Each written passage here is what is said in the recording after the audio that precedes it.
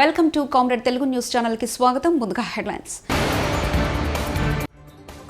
2 దశల్లో బీజేపీదే ఆధిక్యం, విద్వేష రాజకీయాలకు ప్రజలు బుద్ధి చెప్తారన్న మోదీ.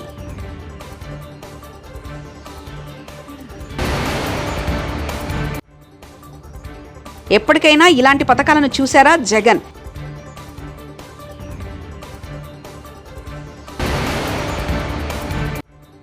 రిజర్వేషన్ల రద్దు అనేది కాంగ్రెస్ విష ప్రచారమే, బండి సంజయ్.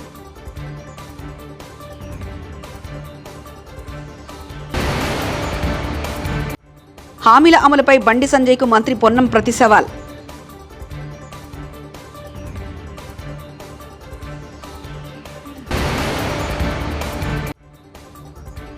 జగనన్న మీ మేనిఫెస్టోను చెత్తబుట్టలో వేయండి, వైఎస్ షర్మిల. లోక్సభ ఎన్నికల్లో భాగంగా 2 దశల్లో జరిగిన ఎన్నికల్లో ప్రజలు బీజేపీకి ఏకపక్ష తీర్పిచ్చారని ప్రధాని మోదీ ధీమా వ్యక్తం చేశారు. మహారాష్ట్రలోని ఎన్నికల ప్రచారంలో భాగంగా ఆయన మాట్లాడుతూ ఎన్నికల్లో విద్వేషపూరిత ప్రసంగాలు చేసే ప్రతిపక్ష నాయకులకు ప్రజలు తగిన బుద్ధి చెప్తారని అన్నారు. ఈ సందర్భంగా ఇండియా కూటమిలపై మోదీ ఆగ్రహాన్ని వ్యక్తం చేశారు. मैं ये तो रखूंगा, बच्चों को काम आएगा. एक घर कैसे भी करके बना दूं ताकि मरने के बाद बच्चों को दे सकूं.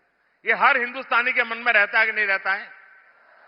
गरीब से गरीब हिंदुस्तानी भी मरने के बाद बच्चों को कुछ देने का इरादा रखता है कि नहीं रखता है? अब ये शाहजादे ने, उनके गुरु ने अमेरिका से घोषणा की है कि वो इनहेरिटेंस टैक्स लाएंगे. इसका मतलब है कि आपने जो बचाया है वो मरने के बाद आपके संतानों को नहीं जाएगा. आधे से ज्यादा 55%. సీనియర్ నటి జయప్రద తిరుమలలో శ్రీవారి దర్శనం తర్వాత ఏపీలో ప్రచారంపై స్పందించారు. ఎన్డీఏ తరఫున ప్రచారానికి తాను సిద్ధంగా ఉన్నానని చెప్పారు. బీజేపీ నేతలు ఆహ్వానిస్తే రాష్ట్రానికి తప్పక వస్తానని తెలిపారు. టీడీపీ నుంచి పొలిటికల్ కెరీర్ను ప్రారంభించిన ఆమె 2019లో బీజేపీ తీర్థం పుచ్చుకున్నారు. సీఎం జగన్ విడుదల చేసిన మేనిఫెస్టోలో రాష్ట్ర అప్పులు ఆస్తులు కూడా పెట్టాలని జై భారత్ నేషనల్ పార్టీ అధ్యక్షుడు లక్ష్మీనారాయణ తెలిపారు. అలాగే స్టాంపు పేపర్లపై తమ హామీలను రాసివ్వాలని అన్ని రాజకీయ పార్టీలకు సవాల్ విసిరారు. రౌడీజం లేని రాష్ట్రం తీసుకొస్తానని, తాను స్టాంపు పేపర్స్ పై రాసిస్తానని ప్రకటించారు. యువతకు తమ పార్టీ పెద్దపీట వేస్తుందని తెలిపారు. ఏపీలో మరో 15 ఏళ్లు వైసీపీని అధికారంలో ఉంటే ఇప్పటి ప్రతి పిల్లాడు 2035లో ఐబీలో చదువు పూర్తి చేసుకుని ఇంగ్లీష్లో అనర్గళంగా మాట్లాడతాడని సీఎం జగన్ తెలిపారు. అప్పుడు ప్రతి పేద కుటుంబం ఎటువంటి స్థితిలో ఉంటుందో అర్థం చేసుకోమని చెప్పారు. తాడిపత్రి సభలో మాట్లాడుతూ రాష్ట్రంలో ఎన్నో విప్లవాత్మకమైన మార్పులు తీసుకొచ్చామన్నారు. గతంలో ఎప్పుడైనా ఇలాంటి పథకాలను చూశారా అని ప్రశ్నించారు. గుర్తుకొచ్చేది మీ జగన్ రైతన్నలకు అండగా ఉంటూ, రైతన్నను చెయ్యి పట్టుకుని నడిపిస్తూ, పెట్టుబడికి రైతన్నకు తోడుగా ఉంటూ, ఓ రైతు భరోసా అన్నా, గ్రామాలలో రైతు భరోసా కేంద్రాలన్నా, రైతన్నను చెయ్యి బట్టి నడిపిస్తా ఉన్నది ఎవరు అంటే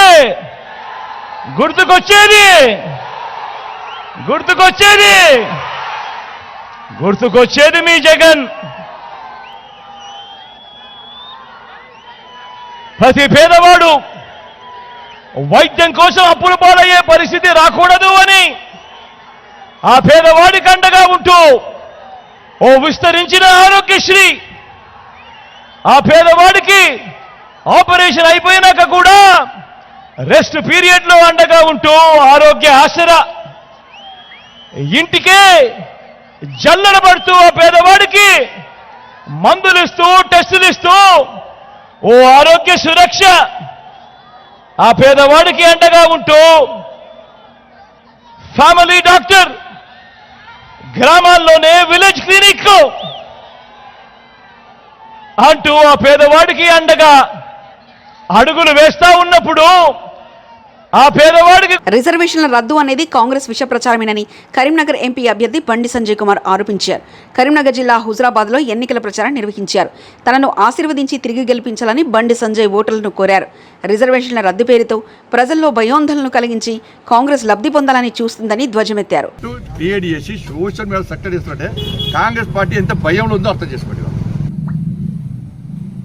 మేము కాల్ సెంటర్ ద్వారా ఫోన్లో చేస్తలేము, మేము కాల్ సెంటర్ ద్వారా ఫోన్ చేస్తామని చెప్పి వాళ్ళ అఫీషియల్ హ్యాండిల్లో క్రియేట్ చేసి తప్పుడు ప్రచారం చేస్తున్నారంటే కాంగ్రెస్ పార్టీకి ఎంత భయమో ఆలోచించండి వాళ్ళు. ఇదంతా ఏంటంటే ప్రజలందరూ కూడా జై శ్రీరామ్ అని నిర్ణయిస్తున్నారు, భారత్ మాతాకి జై అని గర్జిస్తున్నారు, జై మోడీ అని ముందుకు వస్తున్నారు, జై భారత్ అని ఓటేసే ప్రయత్నం చేస్తున్నారు బీజేపీకి. ఈ దృష్టి మళ్లించడానికే ఇదంతా పెద్ద ఎత్తుగడ అనే విషయం వాస్తవం. రిజర్వేషన్లను తూచా తప్పకుండా పేదలకు అమలు చేసినటువంటి ప్రయత్నమే భారతీయ జనతా పార్టీ. 10 సంవత్సరాలైంది. ఎక్కడ రిజర్వేషన్లు చేసిన ఏర్పడితే కూడా ముస్లిం రిజర్వేషన్ తీసుకొస్తామని చెప్పన్నారు, అమలు చేస్తామన్నారు. దానివల్ల నష్టం ఎవరికి? పేద ప్రజలకే నష్టం కదా. పక్కా మతపరమైన రిజర్వేషన్ రద్దు చేస్తారు, మతపరమైన రిజర్వేషన్లు దాన్ని పేదలకు పక్కా ఇస్తారు. కాబట్టి దయచేసి మళ్ళీ విజ్ఞప్తి చేస్తున్నా, ముఖ్యమంత్రి స్థాయిలో రేవంత్ రెడ్డి గారు, కేసీఆర్ గారు కానీ మీరు పేద ప్రజల ఆత్మస్థైర్యం దెబ్బతీయకండి, వాళ్ళ బతుకులతో ఆడుకోకండి. గౌరవప్రదమైనటువంటి స్థాయిలో ఉన్నటువంటి వ్యక్తులు వాళ్ళకి భరోసా కల్పించే ప్రయత్నం చేయాలి. ఇంకా మేము ఎక్కువ న్యాయం చేస్తామని చెప్పే ప్రయత్నం చేయండి, ఇంకా ఎక్కువ ప్రచారం చేసుకునే ప్రయత్నం చేయండి. దానిలో ఏమి ఇబ్బంది లేదు, దాన్ని ఎవరైనా సమర్థిస్తారు. కానీ తప్పుడు ప్రచారం చేసి ఒక భయానక వాతావరణం సృష్టించి ఎన్నికల్లో గెలవడానికి ఈ తప్పుడు ఆలోచన అయితే చేస్తున్నారు. ఇది ఇంతకంటే సిగ్గుచేటి కూడా కాదు. ప్రజలకు మేము అప్పీల్ చేస్తున్నాం, తప్పుడు ప్రచారం దయచేసి నమ్మకండి. వాళ్ళ 6 గ్యారెంటీల మీద ప్రజల దృష్టి మళ్లించడానికి వాళ్ళు చేస్తున్న ప్రయత్నం. అందుకే నేను కూడా సవాల్ చేసిన నా సవాలు స్వీకరిస్తున్న కాంగ్రెస్ పార్టీ నాయకులు. కరీంనగర్ భాజపా ఎంపీ అభ్యర్థి బండి సంజయ్ సవాలుకు మంత్రి పొన్నం ప్రభాకర్ ప్రతి సవాల్ విసిరారు. కాంగ్రెస్ హామీలు అమలు చేస్తే పోటీ నుంచి తప్పుకుంటానని బండి సంజయ్ చెప్పారని, కేంద్రంలోని 10 ఏళ్ల భాజపా పాలనలో ఎన్ని హామీలు అమలు చేశారో ఆయన చెప్పాలని ప్రశ్నించారు. అలా నిరూపిస్తే తమ పార్టీ అభ్యర్థి కరీంనగర్లో లోక్సభ ఎన్నికల్లో పోటీ నుంచి వైదొలుగుతారని వ్యాఖ్యానించారు. సిద్దిపేట జిల్లా కోహెడలో బారాసకు చెందిన మాజీ సర్పంచులు, ఎంపీటీసీ సభ్యులతో సహా నేతలు మంత్రి సమక్షంలో కాంగ్రెస్లో చేరారు. ఈ సందర్భంగా ఏర్పాటు చేసిన కార్యక్రమంలో పొన్నం మాట్లాడారు. ఎన్ని కార్యక్రమాలు జరపాలో అన్ని కార్యక్రమాలు జరిపినాం.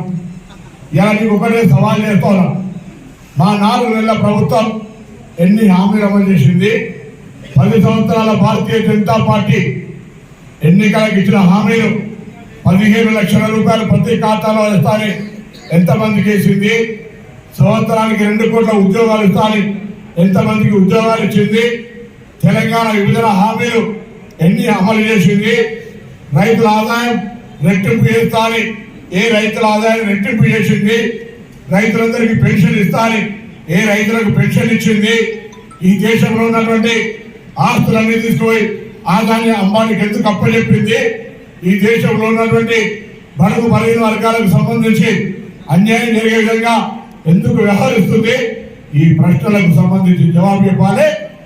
నీవు సరిగా నీ ప్రభుత్వం ఇవన్నీ అమలు చేసి ఉంటే నేను హామీ ఇస్తా ఉన్నా, ఇలా మా క్యాండిడేట్ కూడా పోటీ నుంచి విడుదల లేదా ఈ హామీలు అమలు చేయని దానికి 3 సార్లు ఎమ్మెల్యే ఓడిపోయిన దానికి మీరు పోటీ నుంచి విడ్రా చేస్తారని సవాల్ చేస్తా ఉన్నా. ఇలా 2 కోట్ల ఉద్యోగాలు ఏనుడివి, 5 సంవత్సరాలుగా పార్లమెంట్ నియోజకవర్గ ప్రజలు పట్టించుకోనోడివి, ఈ ప్రాంతాన్ని నిర్లక్ష్యం చేసినవి, ఒక అవినీతి పరుడివి మా ఎంపీ వద్దు అని మేము అనుకుంటా ఉన్నాం. ప్రజలు ఆలోచన చేయాలి. ఎలా ఏ అవినీతి ఆరోపణలు అక్రమంగా సంపాదించడానికి అధ్యక్ష పదవి తీసేసిరో అటువంటి వారు మన ఎంపీగా కొనసాగడానికి వీలేదు. నేను కూడా ఎంపీ పనిచేసిన, మార్కెట్ చైర్మన్ చేసిన, ఇవాళ ఎమ్మెల్యే చేస్తున్నా. ఎక్కడైనా ఎవరైనా చిన్న ఆరోపణలు పెట్టమనండి. ఇటువంటి పరిస్థితుల్లో వైకాపా పాత మేనిఫెస్టోలో ఇచ్చిన హామీలు నిలబెట్టుకోలేదని, ఇప్పుడు కొత్తదాన్ని ప్రజలు ఎలా నమ్మాలని సీఎం జగన్ను ఏపీ కాంగ్రెస్ అధ్యక్షురాలు వైఎస్ షర్మిల ప్రశ్నించారు. విశాఖపట్నంలో నిర్వహించిన మీడియా సమావేశంలో ఆమె మాట్లాడారు. మద్య నిషేధం చేయకపోగా ప్రభుత్వమే విక్రయిస్తుందన్నారు. మెగా డిఎస్సికి బదులు దగా డిఎస్సి ఇచ్చారని ఆరోపించారు. ఏటా సంక్రాంతికి ఇస్తామన్న జాబ్ క్యాలెండర్ ఏమైందంటూ నిలదీశారు. మీరు ఇప్పుడు మళ్ళీ ఇంకొక మేనిఫెస్టో రిలీజ్ చేస్తున్నారు. మరి పోయిన మేనిఫెస్టో కథ ఏమిటి? పోయిన మేనిఫెస్టో మీరు నిలబెట్టుకునే పోలవరం ప్రాజెక్టు ఏమైంది? పోలవరం ప్రాజెక్టు కోసం ఒక్క నిజమైన ఉద్యమం, ప్రత్యేక హోదా అయినా పోలవరం అయినా మీరు చేసింది లేదు. పోనీ క్యాపిటల్ సిటీస్ అయినా 3 అన్నారు. మూడిట్లో ఒక్కటైనా కట్టారా? కనీసం ఈరోజు ప్రజలు తలెత్తుకొని చెప్పుకునేటట్టు ఒక క్యాపిటల్ సిటీ కూడా ఆంధ్ర రాష్ట్ర ప్రజలకు లేదు అంటే ఇది అవమానం కాదా? పోయిన మేనిఫెస్టోలో మీరు పెట్టిన అంశాలు పూర్తి మద్యపాన నిషేధం.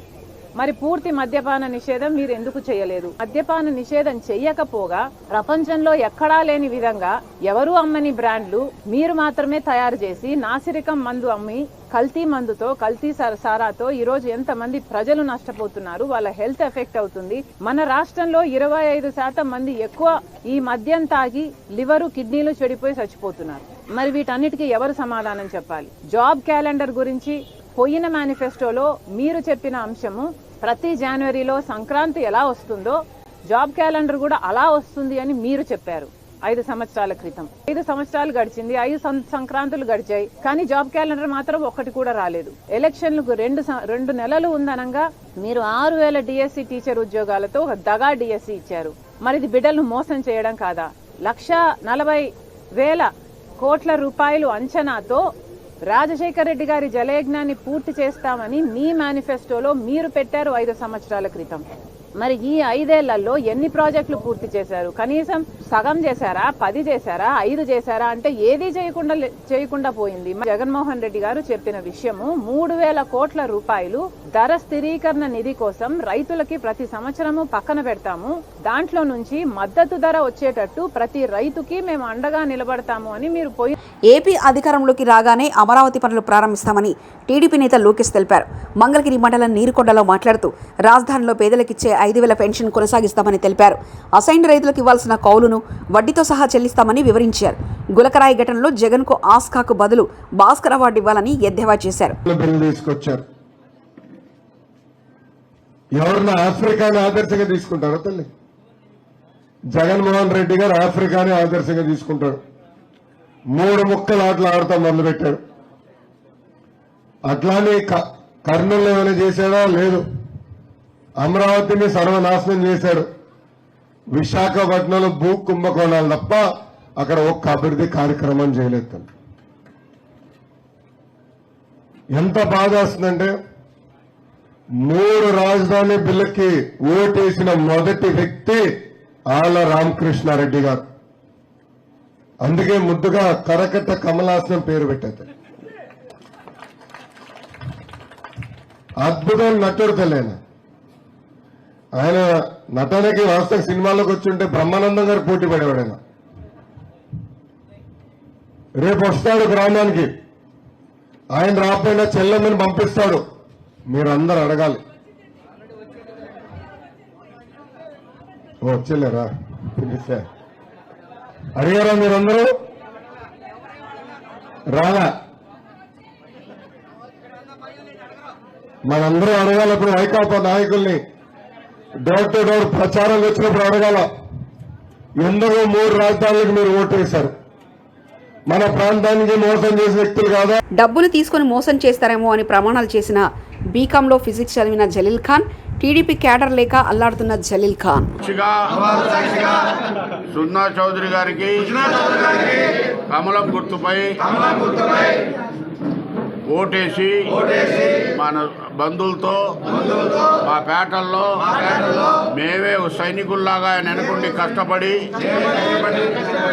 మీరే మా కార్యకర్తలు, మీరే మా సైనికులు, వారి అభిమానులు కూడా. మీరు పేటలో కానీ అక్కడ కానీ ఫోన్ పెట్టాలి దివాన్ లే ఏంటి కష్టపడి ఓట్లేసి ఏ డివిజన్లో మీరు ఉంటారో అక్కడ మంచి మెజార్టీ రావాలి. 2 దశల్లో బీజేపీదే ఆధిక్యం, విద్వేష రాజకీయాలకు ప్రజలు బుద్ధి చెప్తారన్న మోదీ.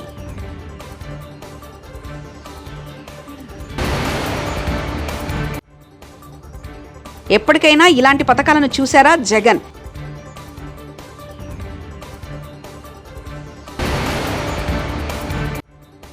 రిజర్వేషన్ల రద్దు అనేది కాంగ్రెస్ విష ప్రచారమే. బండి సంజయ్.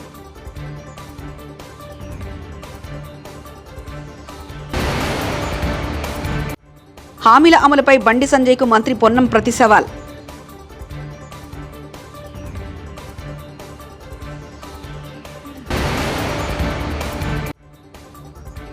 జగనన్న మీ మేనిఫెస్టోను చెత్తబుట్టలో వేయండి. వైఎస్ షర్మిల. ఇవి బులెటిన్ విశేషాలు. చూస్తూనే ఉండండి కామ్రేడ్ తెలుగు న్యూస్ ఛానల్ ప్రతినిధి ఒంటేరు రమేష్ చంద్ర పరకాల.